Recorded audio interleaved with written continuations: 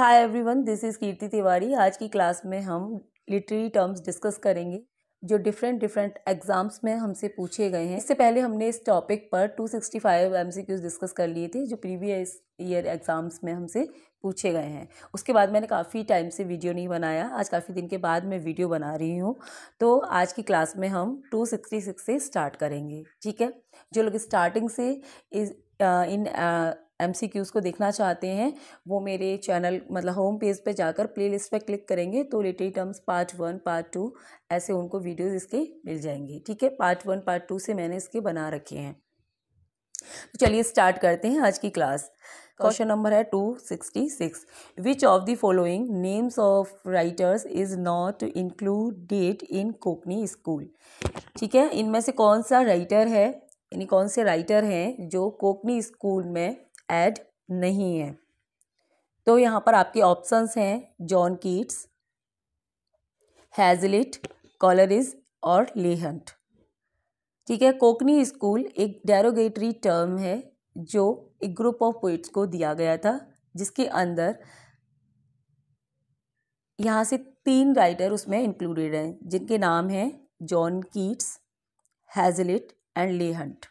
Okay, ये तीनों के तीनों इस कोकनी स्कूल में कंक्लूडेड हैं, जबकि कॉलरिज इस ग्रुप के अंदर नहीं आते हैं। So our right answer is C, Coleridge.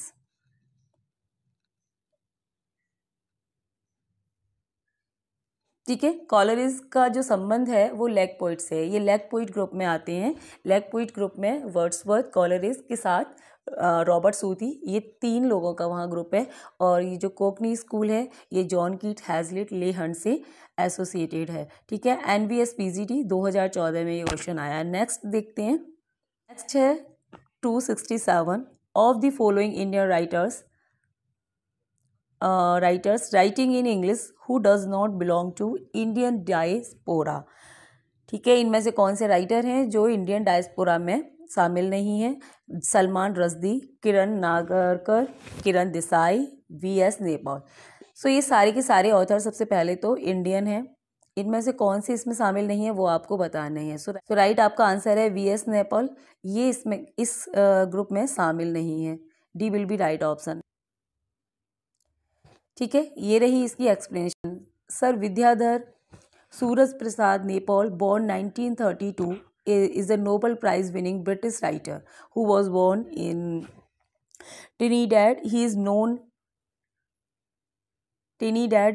known for his comic early novels set in Trinidad and Tobago, his bleaker later novels of the wider world, and his autobiographical chronicle of life and travels.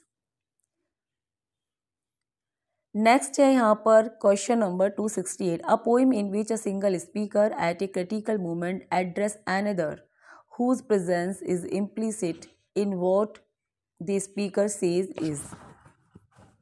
ठीक है, एक poem जिसमें speaker कैसा है, single speaker होता है और जो इम्प्लिसिट ऑडियंस को एड्रेस करता है।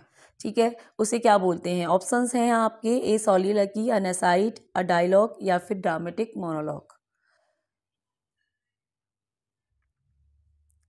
So answer is D, a dramatic monologue. ठीक है, ड्रामेटिक मोनोलॉग के एग्जाम्पल्स हैं कुछ, जैसे Ulysses, my last duchess, the love song of J. Alfred Prufrock etcetera. ये सब की सब ड्रामेटिक मोनोलॉग के एग्जाम्पल हैं। नेक्स्ट है यहाँ पर question number 269। Anxiety of influence, the term has been coined by. Anxiety of influence एक टर्म है जिसे किसके द्वारा कॉइन किया गया था। NVS TGT 2014 में ये आया है। ठीक है, सो आपके ऑप्शंस हैं Lionel Trilling, Harold Bloom, Cleanth Brooks and Derrida. So answer is B, Harold Bloom. Next है क्वेश्चन नंबर 270। ठीक है, 270। Paradox and tension are critical terms. ये क्रिटिकल टर्म्स हैं प्रमोटेड बाय। इन्हें किसके द्वारा कॉइन किया गया था। ऑप्शंस हैं यहाँ आपके Tate and Brooks, Wordsworth and Coleridge, Pound and Eliot, Johnson and Pater. ठीक है, so these terms are coined by Tate and Brooks. So answer is A, Tate and Brooks.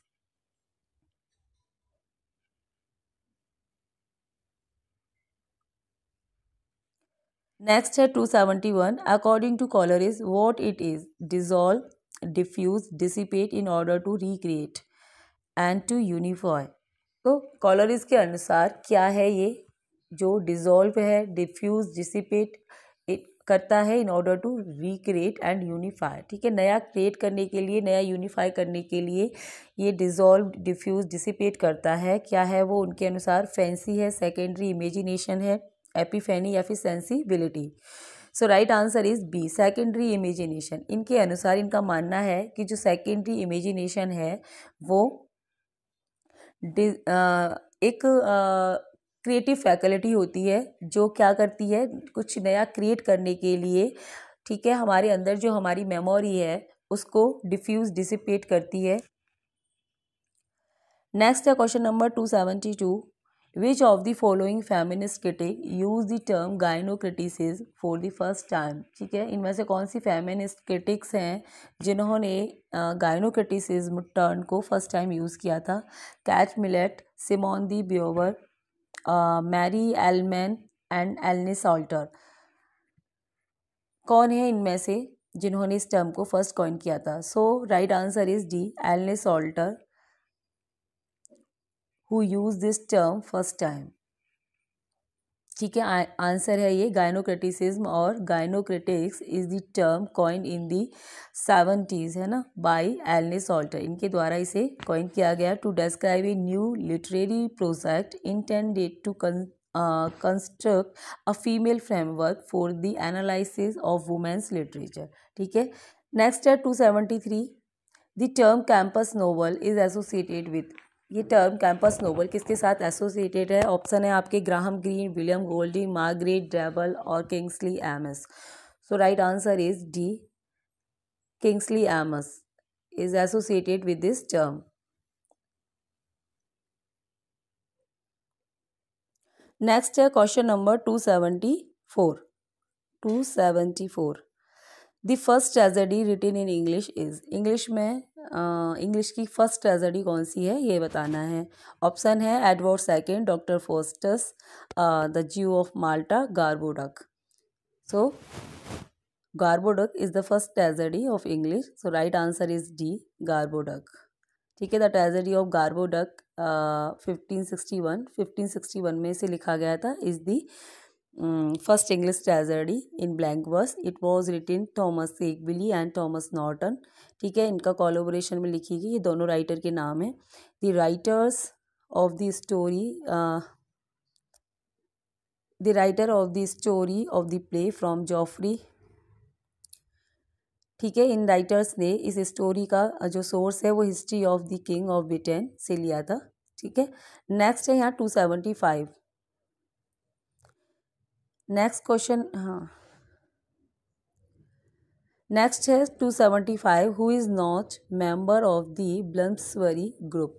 इनमें से कौन सा ऑथर हैं जो ब्लम्सबरी ग्रुप से उनका संबंध नहीं है, वो ऑथर आपको बताने हैं। जैसे E.M. फॉस्टर हैं, लियोनार्ड वोल्फ हैं, Lytton Strachey, G.B. Shaw. So G.B. Shaw is not member of the Bloomsbury group. So right answer is D, G.B. Shaw. ठीक है, ये इसकी एक्सप्लेनेशन है। ये ग्रुप किसका था? इंग्लिश राइटर इंटेलेक्चुअल्स का ग्रुप था, जिसमें फ्रेंड्स और रिलेटिव दोनों शामिल थे।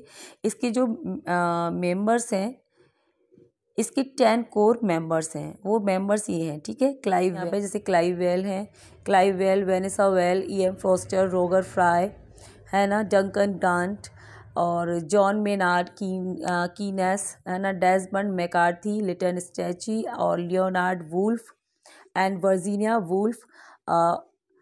So G.B. Shah is not the member of this group. Next है question number 276, Who is the pioneer of the aesthetic movement? ठीक है, एस्थेटिक मूवमेंट के पायनियर कौन है? Walter Pater, John Henry Newman, Stevenson, Oscar Wilde. So Walter Pater is the pioneer of the aesthetic movement. So right answer is A, Walter Peter.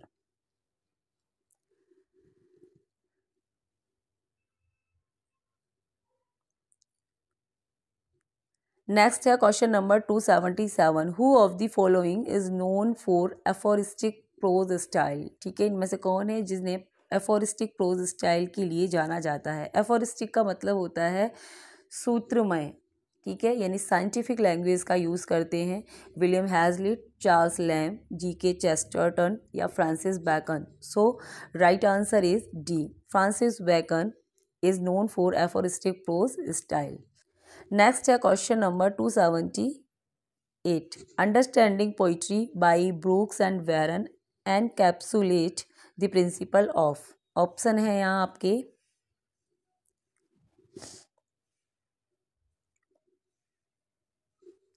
New criticism,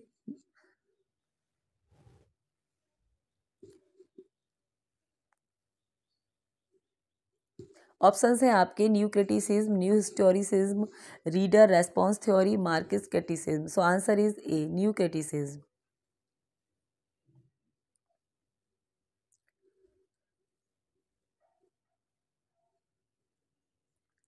next है question number 279, the phrase dissociation of sensibility was first used by Eliot in his. ठीक है, ये phrase है dissociation of sensibility. इस phrase को first Eliot के द्वारा use किया गया था उनके फ्रंटियर्स ऑफ क्रिटिसिज्म में, tradition and individual talent, metaphysical poet या फिर ऐसे ऑन हैमलेट।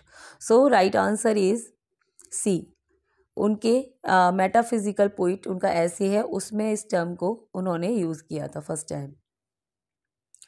ठीक है, ये एक्सप्लेनेशन रहा। Dissociation of sensibility is a literary term first use by T S. Eliot in his essay the metaphysical poet. It refers to the way in which intellectual thought was separated from the experience of feeling in 17th century poetry. Next है 280, the principle of literary criticism is a famous work of. ठीक है, principle of literary criticism एक फेमस work है, किसका आपको बताना है। आइए Richard, Cleanth Brooks, William Empson, John Crow Ransom. So the principle of literary criticism I A Richard का फेमस वर्क है। So right answer is A, I A Richard.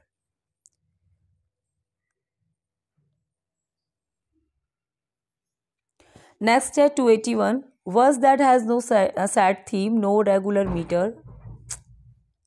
Next है 281, verse that has no set theme, no regular metre, rhyme और stanzaic pattern is called. यानी ऐसी verse जिसका कोई set of theme नहीं है, कोई रेगुलर मीटर नहीं होता उसमें, राइम और स्टैंजाइक पैटर्न नहीं, मतलब उसका कहलाता है।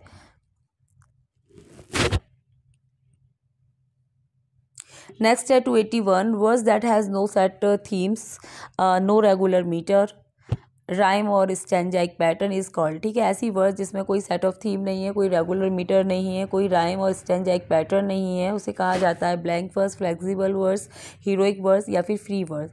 सो ऐसी पोइम जिसमें कोई रेगुलर मीटर वगैरह नहीं होता, ठीक है, फ्री वर्स कहा जाता है। So right answer is D, free verse. Free verse has no set theme, no regular metre, rhyme और स्टैंजाइक पैटर्न। ठीक है, इसका जो राइम है और इसका जो स्टैंजाइक पैटर्न है, उसको लिखने का कोई फिक्स पैटर्न नहीं है। नेक्स्ट है क्वेश्चन नंबर 282। नेक्स्ट है 282, which of the following is a speech in which a character reveals his thought to the audience but not to other character in the play. ठीक है, ऐसी ये कौन सी speech ऐसी होती है जिसमें करेक्टर क्या करता है, रिवील्स करता है अपने थॉट ऑडियंस के सामने, बट ऐसा माना जाता है कि जो अदर करेक्टर हैं उस प्ले के, वो उसे नहीं सुन रहे हैं। स्टेज क्राफ्ट, स्टॉफी,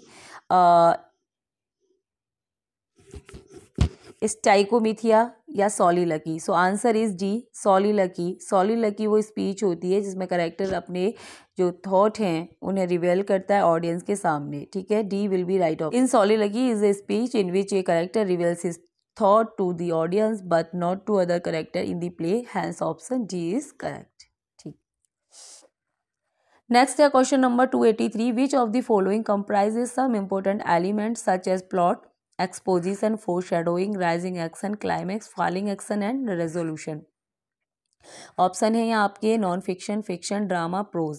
ठीक है, झारखंड टीजीटी 2016 में ये पूछा है क्वेश्चन। तो यहाँ एक्सप्लेनेशन है, plot, exposition, foreshadowing, rising action, climax, falling action and resolution are the characters of fiction. ये सब जो कैरेक्टरिस्टिक हैं वो फिक्शन की होती हैं। सो बी इज करेक्ट। नेक्स्ट है 284, which of the following is a term given to fictional writing which self-consciously and systematically draws attention to its status as an artifact in order to pose questions about the relationship between fiction and reality? Metafiction. Answer is D, metafiction. Metafiction is the narrative technique and a genre of fiction wherein a fictional work is self-conscious or openly draws attention to the fact that is imaginary. Metafiction poses philosophical and critical questions about the relationship between fiction and reality. So D will be right option. Next at 285, which of the following is defined as a short poem with rhyming lines written on a tombstone? Next है 285, which of the following is defined as a short poem with rhyming lines written on tombstone in praise of deceased person? ठीक है, कौन सी short poem है जो disease person यानी कि मरे हुए व्यक्ति की प्रशंसा में उसके टोम्बस्टोन पर उसके जो वो होता है उसका जो एपिटोफ होता है मतलब उसका जो कब्रिस्तान होता है उस पर लिखी जाती है। सो वो ये एपिटैफ होता है। So answer is A epitaph. ठीक है, नेक्स्ट है क्वेश्चन नंबर, ठीक है, नेक्स्ट है question number 286, which of the following is a poetry form in which a poem is written in 8 line octave, each line consist of either 10 और 11 syllables and follows the rhyme scheme of A B C C। ठीक है, कौन सी poetry होती है ना, जिसमें क्या है 8 लाइन ऑक्टेव होते हैं जो आयम्बिक पेंटामीटर में होते हैं और हर लाइन में जो सिलेबल की संख्या है वो 10 या फिर 11 होगी और उसकी राइम स्कीम होगी ए बी सी सी। ठीक है, तो ये ओटावा राइमा होती है। So answer is A, ottava Raima.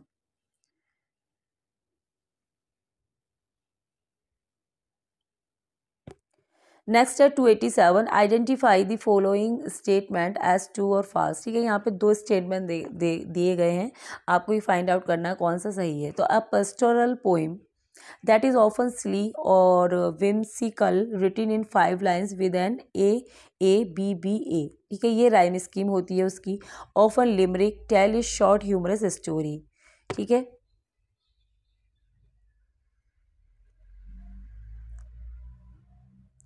दूसरा स्टेटमेंट है sonnet,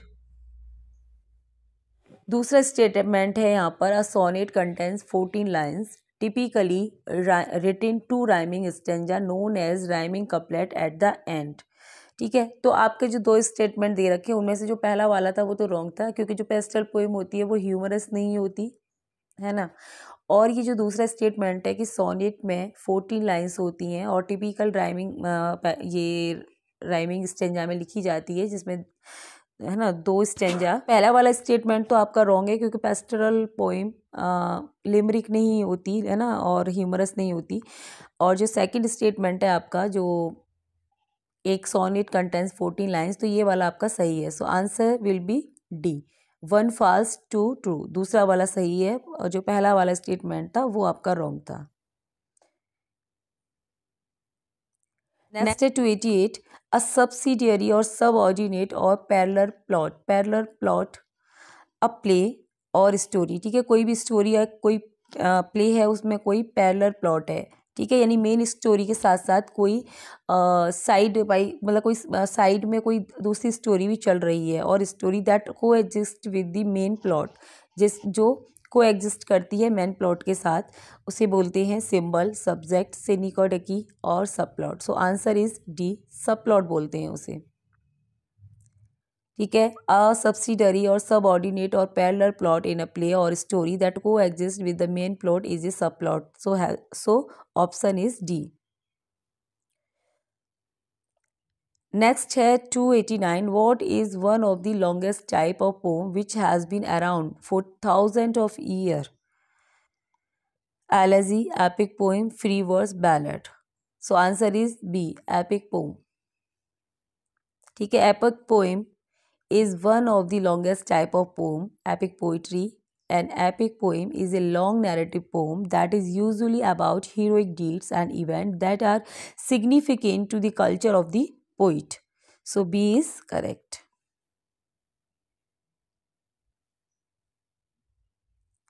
Next at 290, which of the following is a short fictitious story that is presented to teach a religious principle, simple truth or moral lesson? Prose, trickster tale, parable और serial. So ये parable होती है, so right answer is C, parable. Parable is a short fictitious story that is presented to teach a religious principle, simple truth as moral lesson, hence option C is correct. Next है question number 291, which play featuring a hero who must overcome evil were allegorical in nature? Mystery plays, miracle plays, morality plays, monologue. So answer is C, morality plays. Morality plays featuring a hero who must overcome evil were allegorical in nature, hence option C is correct.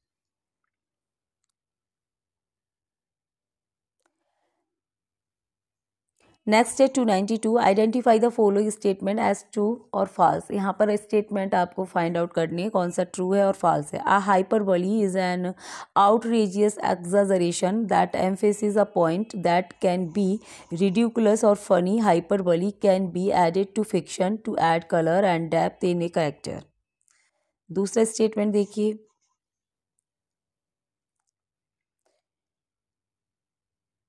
दूसरा statement है hyperbole can be added to fiction to add colour and depth to a character. For example, she is so dumb she thinks Taco Bell is a Mexican phone company.